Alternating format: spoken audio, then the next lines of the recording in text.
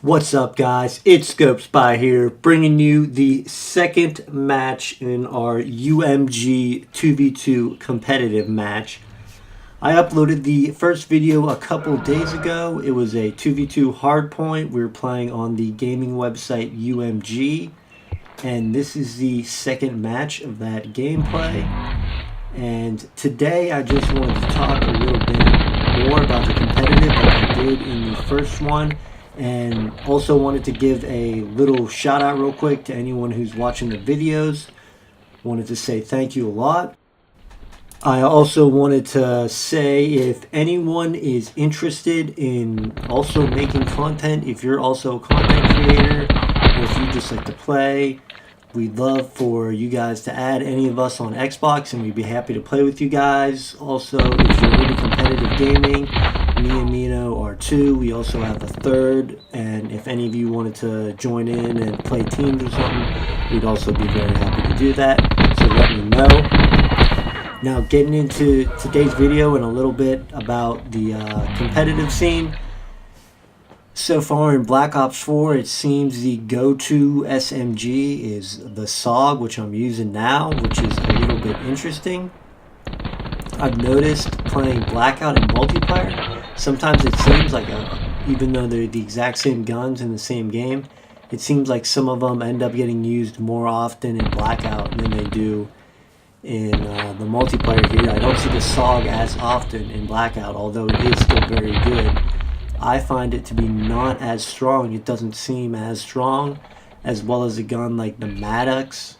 The Maddox seems not as strong in Blackout as it is in multiplayer, so there's a few little different things like that, which are kind of interesting. The assault rifle that everyone is going to is definitely the ICR. It's very strong. It's got a bit low recoil.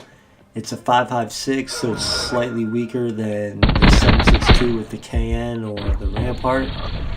But it's so strong, it's actually one of the options.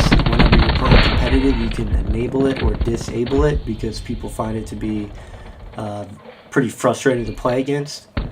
So whenever that happens, everyone usually tends to go with the Maddox, which is the second best assault rifle, I would say. Also a 5.56 with low recoil.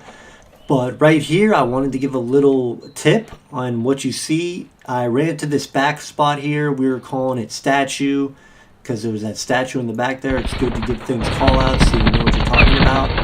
I ran back there so they wouldn't spawn back there. What had been happening and what tends to happen a lot in this game is the spawns will be kind of funky. See how every time I kill people, I'm running back here so they don't spawn there? Because we were at this hard point. We were killing them, none of us were back there, and they were actually spawning right back behind us and getting to the hard point real easily. In this game, the spawns are a bit funky. A lot of times they seem kind of random and not to make sense. No worries though, because you can just quickly adapt and figure out what you need to do. Like in that last point we're at, we saw they were spawning up behind us, so what we just did is I would go up there whenever we got any of them down, so it would prevent them from spawning. It's a term that they would call anchoring in other Call of Duties, where one player would hold down a spawn point, maybe away from some others, either to get to a new hard point or to keep people from spawning on that hard point. And as you can see, me and Amino are about to execute this right here. He says he's going for the next hard point. We know the rotations. I decide I can go in and contest it just for the last few seconds. It's worth it because when I die, I think I'll even spawn closer. So I take them out. Amino gets on this new hard point. Perfect. So now I can sit outside. You only need one person to be in the hard point to get points for it. So now I can run around, be a nuisance to the other team, take out this guy, and disrupt the game. And then we have Amino taking out another while he's holding down the hard point real well. Another great thing in this game, as I mentioned before, is to give places callouts. That way you can call out to your teammates pretty quickly. Although it usually takes time to do this, to get all the callouts down, and it also takes time to learn the hard points and the different hard point spawns. So it's going to take a lot of playing to get into the hang of it. Usually your first couple competitive games, you probably won't do as good because most of the people you're playing are already pretty accustomed to playing it. You got to get through that beginner phase, and then once you start to really get it down, though, it's a lot of fun. I definitely suggest anyone who plays just casually multiplayer trying out competitive. It's a lot different type of style gameplay. It's real fun. It's real rewarding.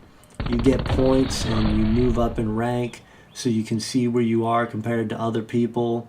And then when you get to the higher ranks, it's a lot of fun.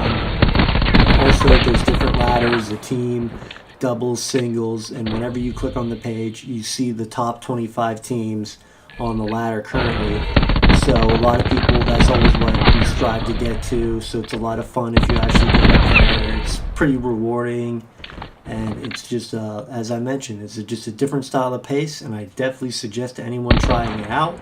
I'm going to commentate the last couple minutes of this video here, how me and my teammate like to set up. He was watching one way, I was watching the other. I got a nice two-piece on these guys. Took them out pretty nice.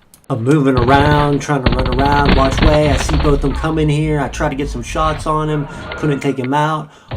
My teammate played it perfect here. He rotated to the hard point, as I just mentioned, rotating and anchoring different spawn points. So he rotated to the next point knowing it was going to change there.